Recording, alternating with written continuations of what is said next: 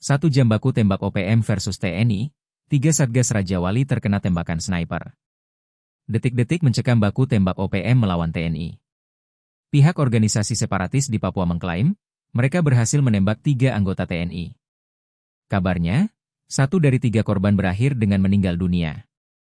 Peristiwa itu terjadi di Kampung Zanamba, Distrik Hitadipa, Kabupaten Intan Jaya pada Jumat, 28 Maret 2025. Sebi Sambo mengatakan, penembakan itu dilakukan oleh sniper TPNPB OPM. OPM dengan TNI sempat terlibat kontak tembak mulai pukul 11.05 WIB hingga pukul 15.20 WIB. Ia mengatakan, pasukan yang diturunkan KKB Papua berasal dari batalion, kompi dan staf komandan operasi. Lebih jauh Sebi mengatakan, kontak tembak itu bermula dari pengerahan beberapa personel TNI ke wilayah distrik Hatadipa. OPM langsung dibersiaga dan melakukan penyerangan awal yang mengakibatkan 3 anggota TNI mengalami luka tembak. Prada Fuad Siregar dilaporkan terkena luka tembak di bagian dada kiri atas.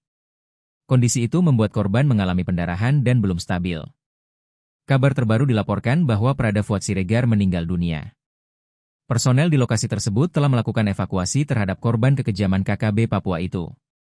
Proses evakuasi korban dari Bandara Sugapa Intan Jaya menuju Bandara Moses Kilangan Timika pada Sabtu, 29 Maret 2025, sekitar pukul 8.45 WIB. Evakuasi tersebut menggunakan helikopter.